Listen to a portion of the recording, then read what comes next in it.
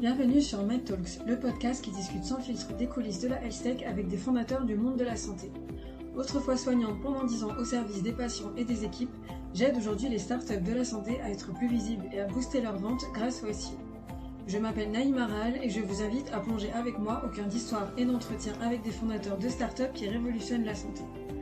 Dans cet épisode, j'ai le plaisir d'accueillir Louis Debouzy, le fondateur d'Amabilis, une startup dédiée à l'aide à domicile.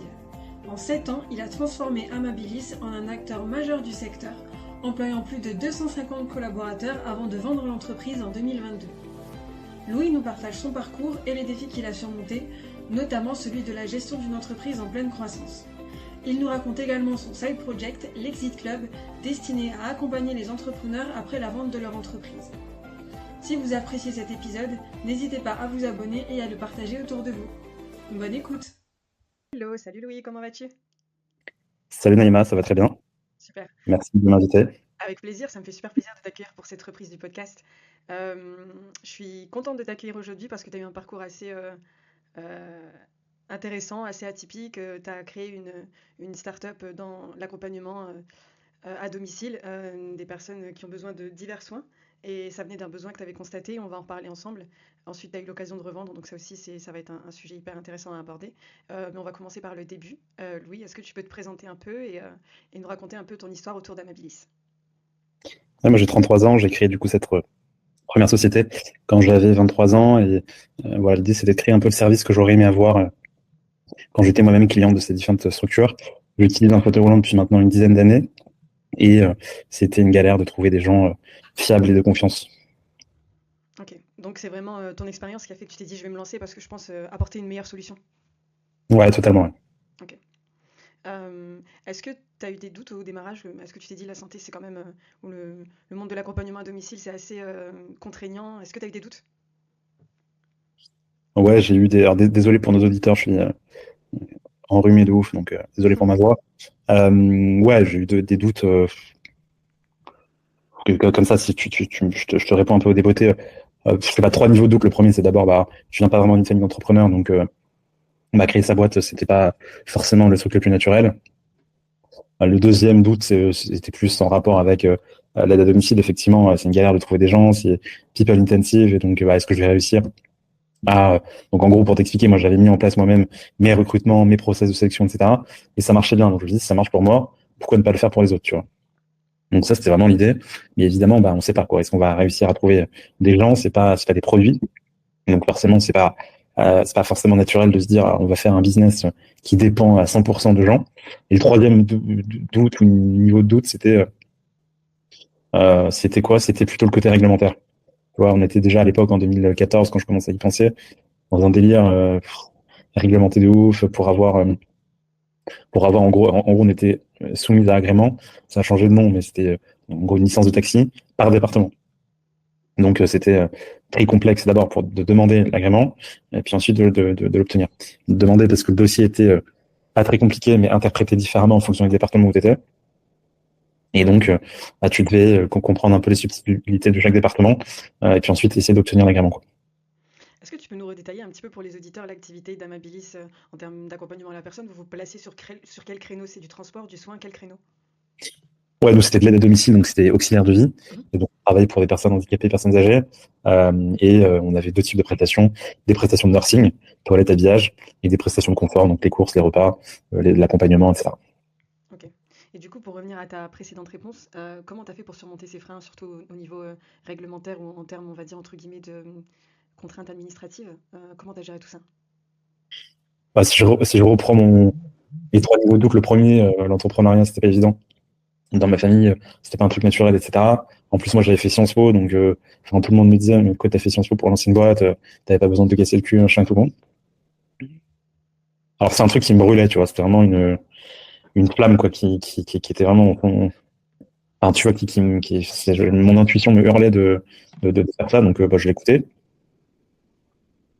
Réglementaire,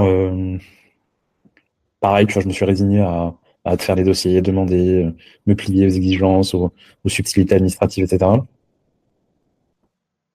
Et sur le niveau de doute numéro 2, qui était le recrutement, écoute, on a testé des trucs. Il y a certains éléments il y a certains types de prestations qui fonctionnaient, d'autres non. Au début, je prenais un peu le tout venant. Donc, on faisait du babysitting, du jardinage, ça n'a rien à voir, tu vois. Puis après, on s'est spécialisé dans la grande dépendance. Et là, j'ai vu vraiment ça marchait bien, tu vois. Et donc, on a réussi à attirer à nous des gens qui étaient beaucoup plus investis, beaucoup plus motivés. Parce qu'en fait, on travaille pour des clients qui étaient très dépendants et qui donc avaient besoin de beaucoup d'heures. C'est intéressant ce que tu as dit par rapport à l'entrepreneuriat, le fait que ça te brûlait, c'est le mot que tu as utilisé. Est-ce qu'il y a une raison particulière, à ton avis, à quoi c'est dû cette envie d'entreprendre chez toi? Je pense qu'il y a plein de raisons, on ne sait jamais trop, mais je pense que d'abord, mon handicap a nourri au quotidien cette envie de, enfin, ou tout simplement cet esprit entrepreneur. Quand tu es handicapé, tu dois trouver une façon de te servir je sais pas, une carafe d'eau, ouvrir une porte. En fait, tu es obligé de trouver des solutions à des problèmes, mineurs ou moins mineurs. Et donc, à l'entrepreneur, c'est ça qui fait.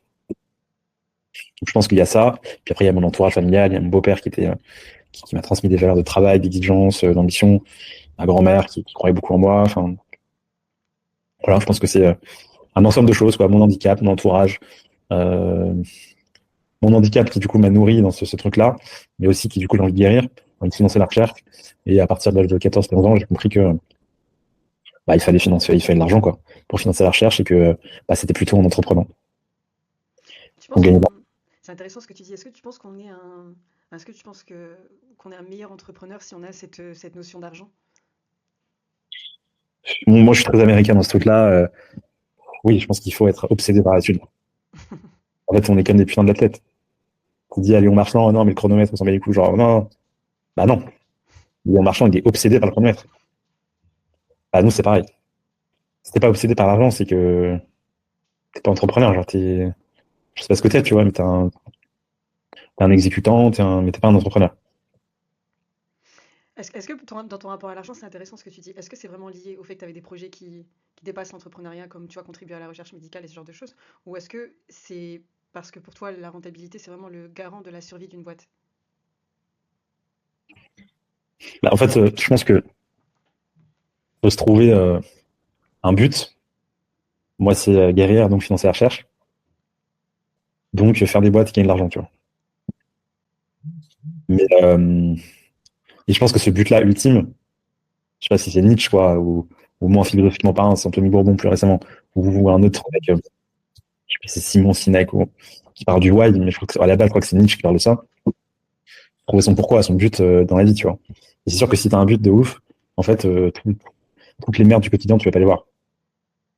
Hmm. Donc, le premier niveau, c'est le but ultime, et puis le deuxième niveau, c'est pour atteindre ce but, il faut gagner de l'argent. Et donc, pour gagner de l'argent, il faut être obsédé par le CA, tu vois. Donc, C'est ce que t'en penses, mais ce que je lis entre lignes, c'est que pour toi, entreprendre, au-delà de l'esprit d'entreprise et de vouloir faire les choses à sa manière, c'est aussi avoir un but qui nous dépasse. Peut-être qu'on est un meilleur entrepreneur quand on a quelque chose qui nous dépasse. Mais du coup, ça me pose une autre question, et c'est quelque chose qu'on a parfois évoqué dans les autres épisodes avec les autres fondateurs, c'est le rôle social des entreprises. Il y a plein d'enjeux, tu vois, la santé de la femme, la lutte contre le réchauffement climatique. Pour toi, il se situe où le curseur par rapport au rôle des entreprises et des startups par rapport à ces sujets? Est-ce que tu penses qu'une boîte, elle doit toujours avoir une finalité qui la dépasse? Ou alors du moins qu'elle est plus efficace quand elle a cette finalité? moi, j'ai envie de croire que c'est plus intéressant d'avoir un but ultime. Mais en vrai, non, il y a peut-être des hommes d'affaires qui ont, je sais pas, tu vois, là, je disais des biographies d'oligarques. Je crois pas qu'ils avaient un why méga puissant, ils avaient juste envie de gagner de l'argent, tu vois. Alors peut-être que du coup, ils voulaient prendre une revanche, j'en sais rien, tu vois. Donc j'imagine qu'on peut être un homme d'affaires, une femme d'affaires, sans avoir un why transcendant, tu vois. Je pense que c'est pas forcément nécessaire. Moi, j'ai l'impression que non. J'ai l'impression qu'il y a un why, soit qui a du sens comme moi, qui je veux dire, est plus acceptable socialement. Tout le monde comprend, j'ai envie de guérir, machin, que de dire, ah, ma maîtresse, quand j'avais 7 ans, ou mes parents, ils m'ont abandonné, etc. Donc, c'est pour ça que j'ai envie de tout déchirer et tout. Bon. Donc, ça, c'est un peu mieux, mais tu vois, oui, ma maîtresse était méchante avec moi, etc. En vrai, t'as plein de gens qui ont des traumatismes qui, toi, quand tu les prends comme ça de façon objective, tu te dis, ah, non, mais en fait, elle t'a juste recadré, quoi. Et en fait, les gens ont vécu des traumatismes dans leur enfance qui sont tellement ancrés que c'est ça qui donne envie, tu vois, de se dépasser. Donc, j'ai l'impression qu'il y a toujours un traumatisme, quand même. Et ce traumatisme est transformé, tu vois, en force positive, quoi. Souvent. Intéressant. Mais encore une fois, enfin, c'est à la fois mon intuition et à la fois la data que je collecte de mes rencontres, de mes lectures, etc. Je rencontre plus souvent des entrepreneurs qui ont des traumatismes, un handicap, des parents abandonnés, une violence, tu vois, genre dans l'enfance, que d'entrepreneurs qui disent ça va tout va bien. Et en même temps, je te dis ça et je pense à des gens, voilà, de certains amis qui sont très bien nés, qui ont fait HEC, qui n'ont jamais eu aucun problème dans leur vie, mais et encore, je sais même pas, tu vois. Peut-être qu'en fait, ils me le disent pas, et j'ai quand même l'impression qu'il y a un truc un peu. Il y a quand même une névrose chez les entrepreneurs que tu retrouves pas, non, mais ça, et que tu retrouves pas ailleurs. Ah, je sais pas, c'est intéressant. Je crois qu'il y a certaines études psycho qui disent qu'à des fonctions de direction, on retrouve pas mal de psychopathes. C'est sur un autre créneau. Mais Ouais. ouais, non, non. Ouais, je vois ce que tu veux dire.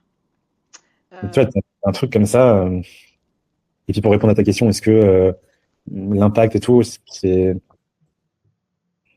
peut être un traumatisme, tu vois, ou ça peut être un why, ça peut être ton pourquoi, ton but ultime, genre en mode, moi, tu vois, ce matin, là, j'ai regardé un documentaire de Clément, je sais plus comment il s'appelle, Hugo Clément, on s'en fout, hmm, c'est le mec là sur France Télévisions, là, hmm. il dit un truc sur le recyclage. Et ouais, tu te dis, putain, en fait, les trois quarts des bouteilles qu'on dit recyclées, en fait, elles sont pas recyclables. On balance tout au Kenya. Enfin, c'est horrible, quoi. Et donc là, tu te dis, putain, mais comment est-ce qu'il n'y a pas un truc à faire, tu vois. Donc, oui, ça peut être l'impact, comme on l'appelle, ça peut être ce but ultime, en gros, qui te révolte. Et en gros, tu vas tout faire pour avoir un rôle dans ce rétablissement ou dans cette correction de nos dérives. Mais après, donc, il y avait plusieurs questions dans tes questions. Après, tu dis que du coup, les entreprises ont un rôle. Non. L'entreprise, son rôle, c'est de gagner de l'argent. Et c'est pour ça que moi, je suis pas ultra libéral. C'est-à-dire que c'est pour ça que là, l'État doit intervenir. Parce que si l'État n'intervient pas, en fait, on continue à fumer dans les crèches et, enfin, tu vois. Donc, mais non, malheureusement, en tout cas, dans le système capitaliste, le rôle numéro un d'une boîte, c'est de gagner de l'argent. Pas très, pas très intellectuel, mais Je vois ce que tu veux dire, je comprends. Mais c'est vrai que la question, elle se pose dans le sens où l'entreprise, c'est encore un des espaces de la société où j'ai l'impression qu'il y a encore beaucoup de choses qui peuvent évoluer. Mais c'est vrai que voilà, la rentabilité, c'est le garant de sa survie. Et en parlant de rentabilité, on va revenir au cœur du sujet. On va revenir à Amabilis, parce que là, on a beaucoup dérivé. Mais pour en revenir un peu à ton aventure avec Amabilis, pendant mes recherches, il y a quelque chose qui m'a intrigué, qui m'a impressionné. C'est que pour y avoir exercé, je sais que c'est un domaine qui n'est pas simple en termes de rentabilité, et tu as réussi la prouesse de rendre Amabilis rentable en un an. Donc du coup, je voulais te questionner par rapport à ça. Est-ce que tu peux nous partager un peu ton vécu et quels conseils tu donnerais aux boîtes dans la santé par rapport à ça? alors comment j'ai fait? Moi, je l'avais comme modèle. Moi, j'étais ultra à l'ancienne. C'est-à-dire que mes modèles, c'était François Pinault. Et d'ailleurs, je vous recommande cet épisode. Vous tapez sur YouTube. François Pinault n'a pas le temps. Un truc qui date des années, je pense, 2009. Et moi, c'était ça mes inspirations. François Pinault, Bernard Tapie, des mecs à l'ancienne, tu vois. Et donc, en fait, moi, j'étais obsédé par gagner de l'argent, faire du chiffre d'affaires, grossir, grossir, grossir, tu vois. Mais quand même avec la notion de rentabilité, parce qu'il fait que je paye les salariés. Et contrairement à mes camarades qui faisaient des SaaS et tout, j'ai l'impression d'avoir rien compris au game, quoi. Et à un moment donné, je me suis dit, mais en fait, c'est fini ce business-là de devoir gagner de l'argent pour payer les salariés. Enfin, en fait, tous mes potes, ils étaient en mode, mais c'est quoi les bitas? On s'en fout. Nous, ce qui importe, c'est le chiffre d'affaires. On fait des levées de fonds tous les 6 mois. Et en fait, moi, je disais, mais non, mais moi, à la fin du mois, je dois payer mes salaires, quoi. Et pourquoi je dis ça? Parce que, en fait, pendant les 6 premiers mois, bah, d'abord, je m'étais fixé 6 mois. Je m'étais dit, si j'ai pas de client au bout de 6 mois, j'arrête. Donc, le premier truc, c'est d'être obsédé par son objectif. Ces objectifs qui doivent être démesurés, tu vois. Ça doit vraiment être démesuré. Tu dois te fixer, que ce soit en termes de clients, en termes de chiffre d'affaires. Et ensuite, bah, c'est être, moi, dans mon cas, c'est d'être bourrin sur du démarchage. Donc, j'ai fait du cold calling. J'ai appelé toutes les infirmières, toutes les assistantes sociales. Je me suis tout tapé. Et tu vois, à l'époque, j'avais mon petit Excel et mes pages jaunes. Et je les appelais une à une, genre, et voilà, tac, il y en avait 1500 à Paris, bam, j'appelais 1500. Il y en avait 700 à Boulogne, j'appelais 700 à Boulogne. Et en fait, je crois que c'est ça et je me suis rendu compte, en fait, qu'il y a peu de gens qui font ça. Les gens, moi le premier, hein. Genre, c'est horrible de faire ça. Tu te prends des vents, les gens, ils répondent pas. T'es vu comme, à juste titre, comme un emmerdeur, etc. Et en fait, la plupart des gens, ils le font pas. Alors, c'est comme ça qu'il faut faire. Parce que tu dois te confronter à ton marché, tu dois te présenter, tu dois créer du lien. Si des mecs, ils tombent sur ton site, ça sert à rien. S'ils reçoivent un flyer, ça sert à rien. Mais s'ils t'entendent, s'ils te voient, alors maintenant, il y a plein de façons de faire, d'incarner sa marque, de parler sur LinkedIn, de faire des vidéos, de faire des podcasts. Ça, c'est une autre stratégie que je recommande. Mais donc, si je résume, il faut, je crois, être extrêmement ambitieux, mais vraiment une limite un peu arrogant, quoi, tu vois. 2, il faut pas avoir peur de faire des trucs chiants. Euh, et faire des trucs qui sont laborieux, si ça permet, bien sûr, de te confronter à ton marché. Faire des trucs chiants et laborieux, si t'es pas confronté à ton marché, ça sert à rien. Mais tu dois tout de suite dire, OK, c'est quoi mes objectifs et comment je fais pour me confronter à mes potentiels clients. La question que je me pose quand je t'écoute parler, c'est en termes d'objectifs, comment tu fais pour être ultra ambitieux et en même temps réaliste dans tes objectifs? Est-ce que pour toi, on doit toujours fixer beaucoup plus haut que de raisons pour avancer? Bah, par exemple, tu vois, je me fixais 30 calls par heure. Le problème, que c'était pas 30, mais même je mettais 50 calls. Ça veut dire qu'il y en a qui durent 2 secondes, d'autres qui durent 1 minute. Je comprenais les répondeurs et tout. Bah, en fait, tu vois, je me rendais compte que les gens autour de moi, je faisais que 50 calls. Je me disais, mais t'es ouf, quoi. Genre, moi, j'en fais 5. Je me disais, mais c'est pas possible. Donc, tu vois, il faut être un peu comme ça. Donc, j'en faisais peut-être pas 50, j'en faisais peut-être 30. Et par contre, j'en faisais 30. Et donc, en fait, en 5 jours, j'avais tapé les 1500 infirmiers. Tu vois, t'as des retours concrets. Mais parfois, ça marche pas. Et j'ai certainement eu de la chance. Enfin, tu vois, parce que bon, là, tu vois, je te dis, ouais, il faut être arrogant et tout. Genre, ok, tu peux être arrogant, on a appelé 1500, en fait. Personne te répond. Donc, c'est toujours le truc, j'ai certainement eu de la chance. Euh, Mon discours était facile. Je suis handicapé moi-même, faites-moi confiance. C'était facile, tu vois, alors que si t'appelles, bonjour, je vends des rouleaux papier d'examen, vous êtes pédiatre. Bon, il y en a 10 000 des mecs qui appellent les pédiatres tous les jours, tu vois. Un mec qui est handicapé lui-même, qui propose des auxiliaires de vie, qui a galéré pendant 5 ans à se pisser dessus le matin parce qu'il n'y avait pas d'auxiliaire de vie qui venait. Ouais, l'impact, il est différent. Donc, tu vois, je suis lucide. Et que c'était plus facile à vendre qu'un autre produit. Malgré tout, tu as quand même eu beaucoup de résultats. J'imagine que tu démarrais de zéro en cold calling. Tu donnerais quoi comme conseil à quelqu'un qui démarre un canal d'acquisition de zéro, que ce soit du cold calling, de l'emailing? Comment on fait pour s'améliorer au point d'être rentable quand on part de zéro?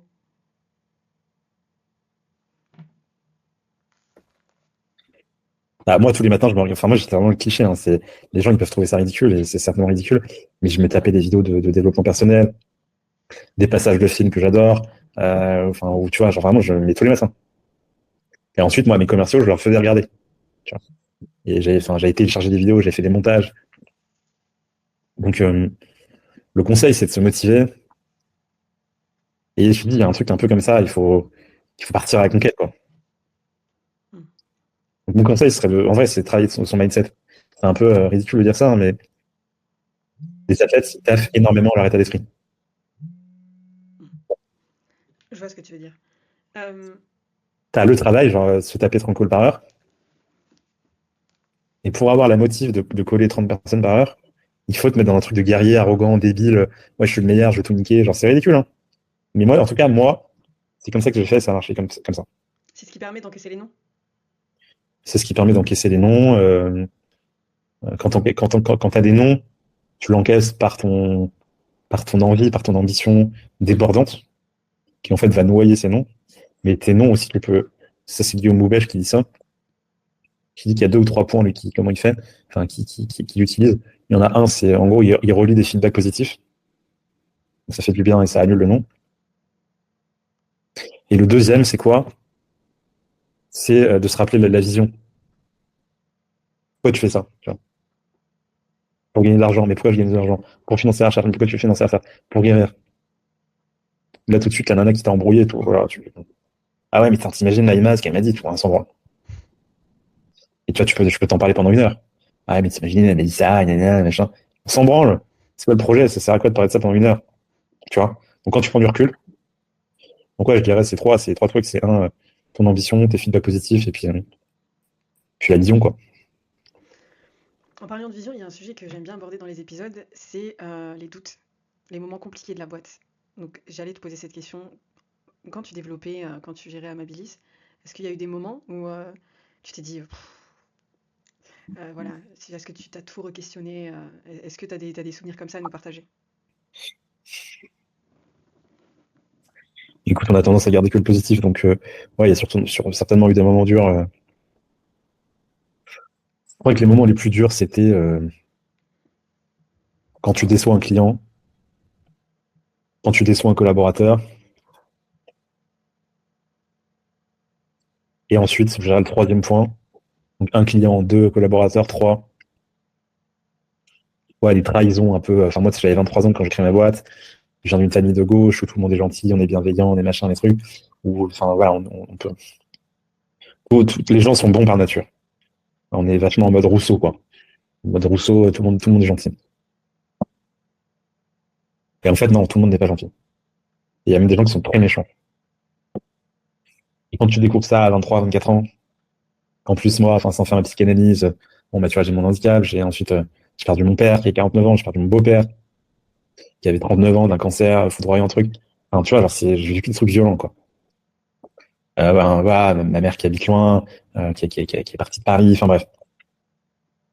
Donc, tu vois, t'es un peu, enfin, du coup, quand tu te fais trahir, c'est violent, quoi. Et ouais, je me suis fait trahir par deux, trois personnes, des collaborateurs. Et ça, c'est, je crois, le truc le plus dur dans une boîte. C'est ce qu'on dit souvent, hein, mais et c'est un cours que j'aimerais donner. C'est un cours un peu d'endurcissement, tu vois. On n'en parle pas beaucoup dans la littérature business et tout. Mais créer une boîte, c'est méga dur. Tu t'es pissé dessus, il faut trouver le produit, il faut trouver les gens, il faut les galvaniser, il faut les emmener avec toi, faut les licencier, il faut lever des fonds, il faut négocier, il faut. Tu vois. Et tu t'es parfois trahir. Et, voilà, donc j'ai appris plein de trucs, et sur le business, et sur la nature humaine. Maintenant, je fais attention, tu vois, mais c'est vrai que ça, c'est suite à des trahisons professionnelles, slash amicales, enfin, tu pensais que c'était des amis, que tu te rends compte que ouais, tu te poses des questions, tu te dis, mais est-ce que j'ai envie de continuer? Est-ce que, tu vois?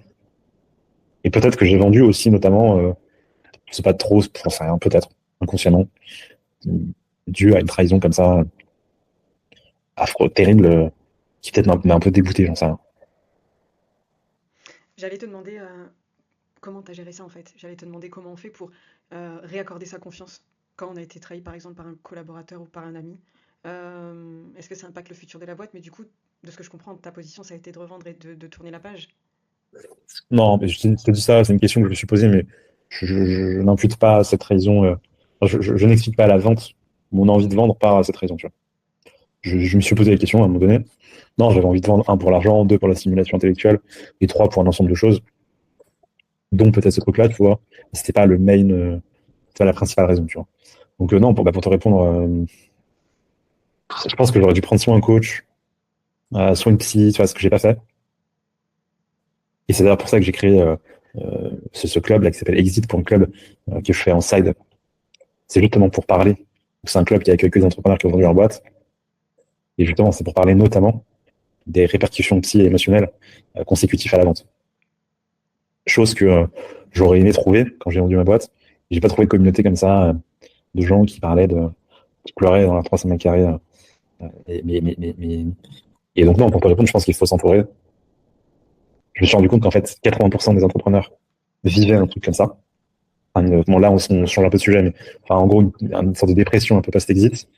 Et enfin bref, du coup, pourquoi je fais ça? Oui, parce que c'est par rapport aux doutes, etc. Mais voilà, on change un peu de sujet, mais c'est toujours dans le côté un peu psy, doute. Ouais. C'était ma prochaine question. J'allais te demander, j'allais partir un peu sur la revente, qu'on en parle un peu et que tu puisses aussi nous présenter ce que tu as construit après. Là, tu as évoqué l'Exit Club, mais ça aurait été cool qu'on rentre un peu plus dans le détail parce que, pour le coup, par rapport à nos échanges hors micro, on s'est dit qu'il y avait peut-être un vrai besoin chez les fondateurs à ce niveau-là.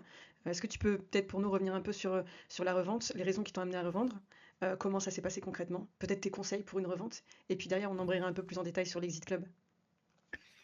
Ouais, bien sûr, moi j'ai vendu pour trois raisons principalement. La première, pour l'argent, j'avais envie de gagner de l'argent à la fois pour connaître ma valeur sur le marché et à la fois pour faire des trucs. La deuxième raison, c'était la stimulation intellectuelle. Je me faisais chier, je trouvais plus de plaisir. Et la troisième raison, c'est un ensemble de plusieurs trucs. La réglementation, les 35 heures, la pénurie de main-d'œuvre, de personnel, le fait de travailler dans la dépendance. Je suis moi-même handicapé, ça me gavait d'être là-dedans. Et le fait peut-être de gérer une grosse boîte, entre guillemets, on était 250 à la fin. Ça m'a. Je crois que ce qui me plaît, moi, c'est. En tout cas, dans ce secteur-là, peut-être que dans d'autres secteurs, ce sera pas le cas, mais en tout cas, je crois que ce qui me plaît, c'est l'effervescence des débuts. c'est la création, j'adore, tu vois, structurer, j'adore processer, mais une fois que c'est mis en place, ça me fait chier. Il y a des gens qui sont très bons là-dedans, mais tu vois, moi, pointer toutes les semaines, ok, combien de clients on a, combien de ça on fait, pourquoi, comment, ça c'est bien, c'est pas bien, ça me saoule, mais je l'ai fait, mais je crois que je suis pas bon là-dedans.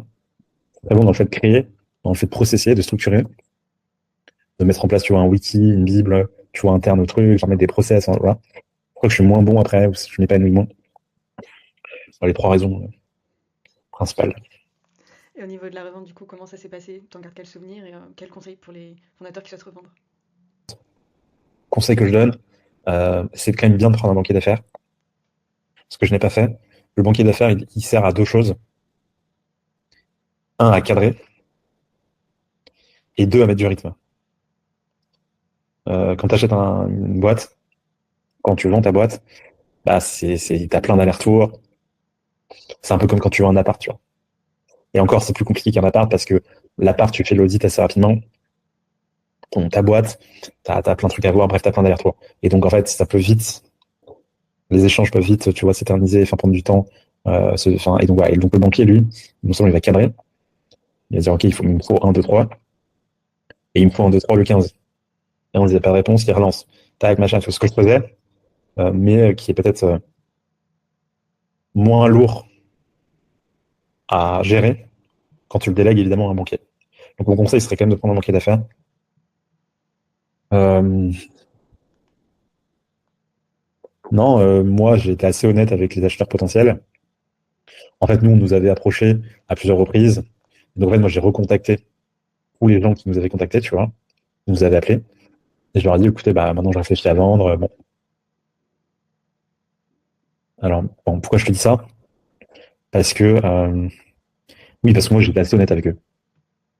Et peut-être qu'un banquier te dirait de ne pas faire ça et peut-être qu'il aurait raison. Moi, je leur ai dit, bah voilà où on est très bon, là où on n'est pas bon. Direct, en fait, je fais le rebut. Je dis, ça sert à rien, de toute façon, vous allez le voir dans l'audit. Ça, vous allez voir, on cartonne de ouf là-dessus.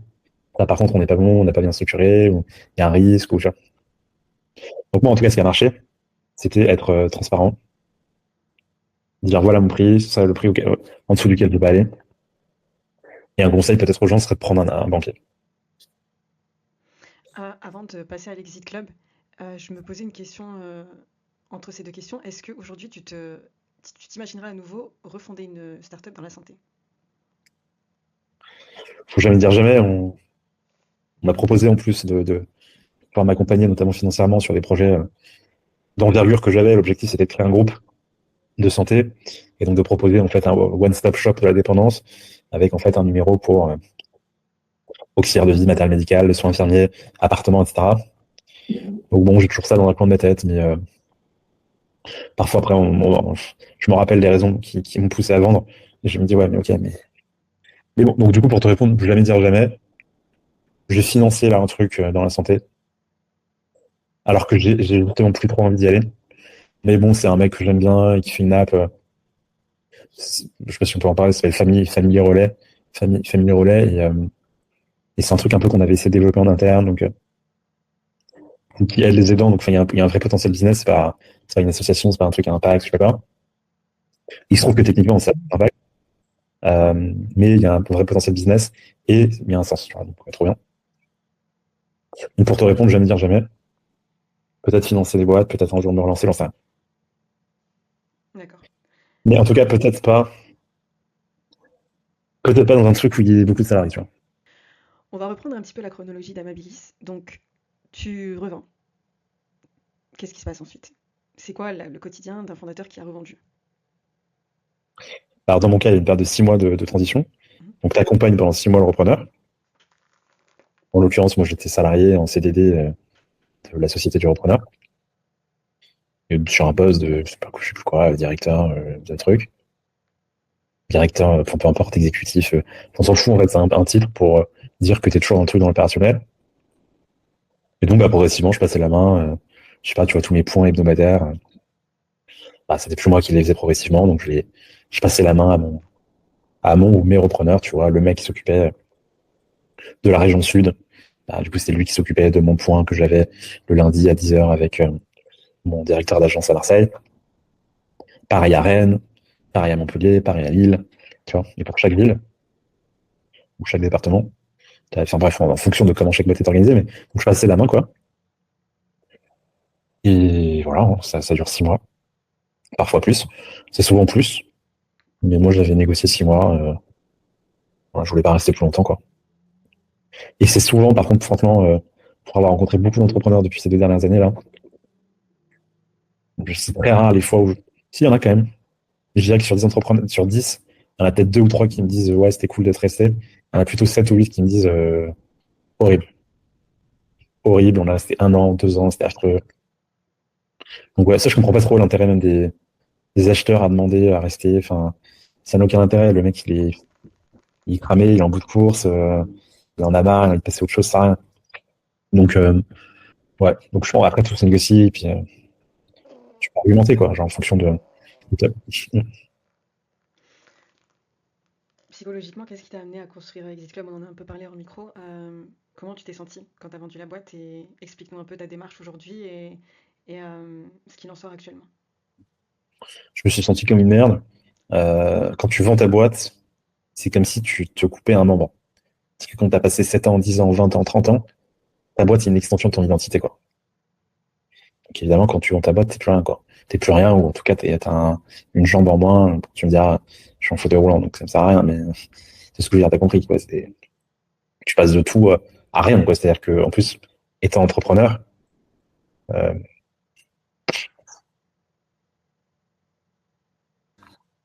étant entrepreneur, tu vis pour être en mouvement, pour être en action tout le temps. Tu vis pour être dans le mouvement, dans l'action.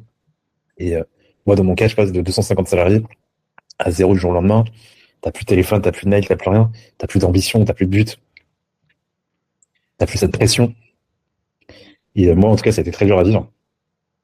Et ce serait le cas de 7 entrepreneurs sur 10 seraient en dépression sévère après la vente de leur boîte. Et c'est, je crois, ce que j'ai vécu. Ça n'avait pas été diagnostiqué en dépression, mais peut-être que ça aurait été le cas, j'en sais rien. Et là, tu vois, dans le cadre d'Exit Club, donc c'est aussi pour ça que j'ai créé, pas que pour ça, ce club, mais je rencontre plein de mecs on a une nana pour le moment. Et en fait, il y en a plein qui sont comme ça, quoi. Le mec qui me disait, j'étais au bout du rouleau, je suis allé voir des dizaines de médecins, je pensais que c'était physiologique, ils trouvaient rien, mais j'étais tellement mal. Et en fait, c'est psy, quoi. Et donc ouais, c'est important, je crois, d'en parler avec tes pairs.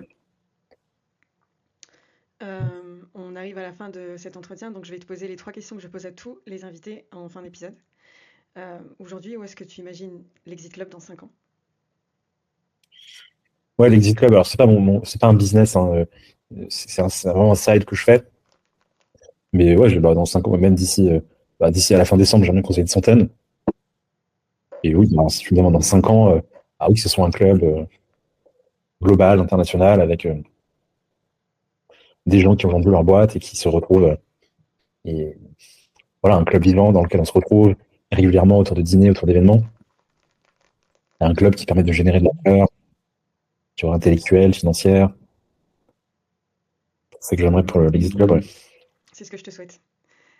Si tu reprends ton expérience dans Amabilis aujourd'hui, si tu pouvais changer pardon, une seule chose dans le domaine de la health tech en France, qu'est-ce que tu changerais?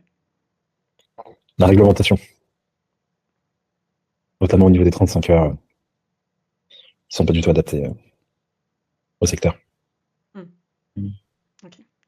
Qui sont pas du tout adaptés concours. Mais si je reste concentré sur mon domaine d'expertise, oui, je peux te dire que c'est pas du tout adapté. D'accord. Dans l'aide à domicile, la gestion des horaires, c'est un vrai challenge. Hmm.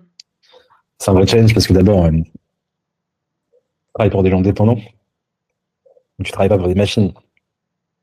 Machine, tu peux arriver, bah, 9h30, 17h30, c'est bon. J'ai terminé, j'ai fait mon taf.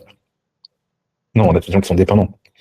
Mais si t'as quelqu'un qui a besoin d'aller aux toilettes à 17h20, tu vas dépasser jusqu'à 17h45, 18h. S'il y a un mec qui vient, s'il y a une équipe en place, et qu'il y a une nana ou un mec qui intervient à 17h30, et que cette nana, elle est bloquée parce que le métro, je sais pas, il y a une grève, bah, l'intervenant qui est censé partir à 17h30, il fait quoi? Elle s'en va. C'est la loi. Mais si elle s'en va, comment il fait le mec qui est dans son fauteuil roulant et qui se pisse dessus et qui peut pas manger tout seul? Bah, regarde la loi, il fait quand même. Enfin, en fait, on s'en fout. Y a pas de réponse. Bon, bah non. La meuf qui est censée rester jusqu'à 17h30, eh ben, elle reste jusqu'à 20h. Sauf que ça, t'as pas le droit. C'est un exemple tout con, tu vois. Je vois Et ce que tu veux dire. la deuxième raison, c'est qu'en fait, bah, les gens, ils veulent gagner de l'argent. Et dans ce secteur-là, t'es payé 9 euros de l'heure. Ils gagnent quoi, 1300 net par mois. Franchement, il y avait plein de nanas qui me disaient, je travaille pas, je gagne 2003 net. Qu'est-ce que je me casse le cul à prendre le R 3 fois par jour? On peut gagner 1003. Et elle m'a montré, hein. Et on a perdu plein de profils comme ça. Elle me dit, regardez, je bosse pas, j'ai les trucs, les machins, les APL, la CAF, le truc, 2003 net par mois. Je fais un peu de blague à côté de chez moi, je suis à 2008. Je ferai comme elle, hein. Donc tu vois, c'est un deuxième problème. Ok. Revaloriser le métier globalement et ouais, adapter plus la législation aux enjeux. Ah, soit tu baisses les charges, soit tu laisses la possibilité aux gens de travailler plus. Mais tu vois, c'est pas, c'est pas possible en termes d'horaire. Pour l'exemple, tu vois, que je t'ai pris qui illustre bien des situations qui sont très courantes. Et deux, parce que les gens, ils ont besoin de gagner de l'argent, quoi. Ma dernière question, Louis.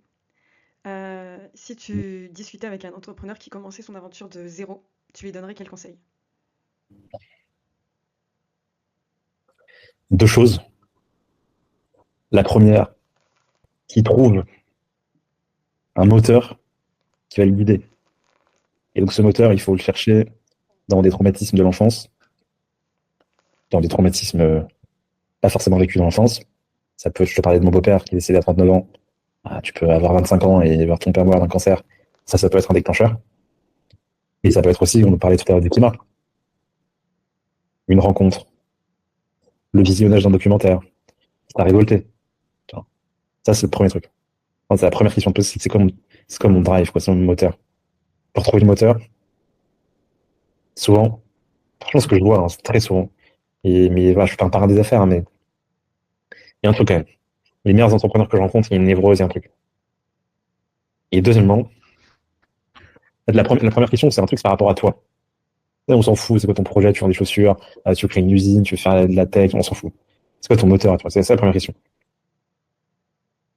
Et la deuxième question, là, qui du coup a trait à ton business, c'est pourquoi je fais ce business-là. Alors, encore une fois, on peut prendre les oligarques russes. Ils s'en foutaient du cuivre.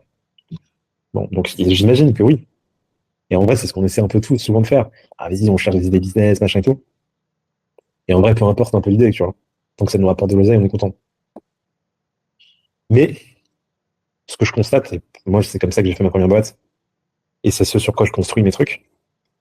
Et quand je rencontre des entrepreneurs successful, souvent quand même, ça répond à une problématique qu'ils ont rencontrée eux-mêmes. Donc, si je résume, en gros, première question à te poser, c'est quoi mon moteur? C'est quoi ma rage, quoi? C'est quoi qui m'a révolté? C'est quoi qui m'a traumatisé? C'est quoi?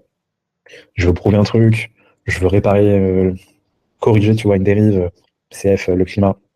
Je veux montrer qu'en fait, mes parents ils me traitaient comme de la merde, ou que ma professeure me croyait pas en moi, ou que j'ai été abandonné, peu importe. Et peu importe si c'est vrai ou pas. Tu vois, encore une fois, ça se trouve ta maîtresse, ou en fait, ta mère, en fait, elle était pas du tout méchante avec toi, mais toi, t'as considéré ça, que, enfin, tu vois, on s'en fout. Et donc, un, traumatisme, c'est quoi ton traumatisme? Et deux, c'est quoi la problématique que toi, t'as vécu quotidiennement et en fait, c'est le mieux. Enfin, en fait, j'ai l'impression, mais encore une fois, je rencontre des gens, et si je reprends l'exemple du cuivre, il n'y a pas de problématique. Les mecs, ils n'ont pas rencontré une problématique. Oh là là, on va reprendre les usines de cuivre, on va racheter à bas prix aux Russes qui comprennent rien, et on va leur acheter leurs bons d'actions qui ont été développés, qui ont été distribués gratos par le régime. Et en fait, non, mais non, des mecs qui étaient opportunistes. Enfin, tu vois. Alors après, peut-être que c'était une problématique, tu vois. En quelque sorte, peut-être qu'en fait, ils se sont rendus compte que, en fait, l'épicier ou que le chauffeur de taxi, il bitait rien. Ah, j'ai des bons d'actions, ça me sert à rien. Alors, c'est peut-être une forme de problématique, mais bon, c'est moins viscéral que. Mais tu vois, encore une fois, là, on parle de problématique quand même. Et à un moment donné, il faut s'identifier une problématique. Mais bon, bref, je dérive, tu as compris mon point. Ce que je voulais te dire, c'est un, trouver un traumatisme, un truc qui va vous déclencher votre envie d'entreprendre. Et deux, trouver une problématique, si possible, que vous avez vous-même vécu. C'est vraiment la base. C'est vraiment la base. Après, tout le reste, ça suit tout le reste. Vous allez voir dans des livres comment ils vont trouver des clients, comment on fait du marketing, comment machin. Et la base, c'est comme ça. Si tu as ces deux trucs qui sont très clairs pour toi, tout déroule. Tu vois, tout est glissé, quoi. Ça marche. Merci Louis, merci d'avoir répondu à mes questions au micro de Meltalk, ça m'a Merci à fait toi, super Naïva. plaisir de t'avoir. Si vous avez aimé cet épisode, partagez, likez, merci pour votre écoute et à très vite pour le prochain épisode.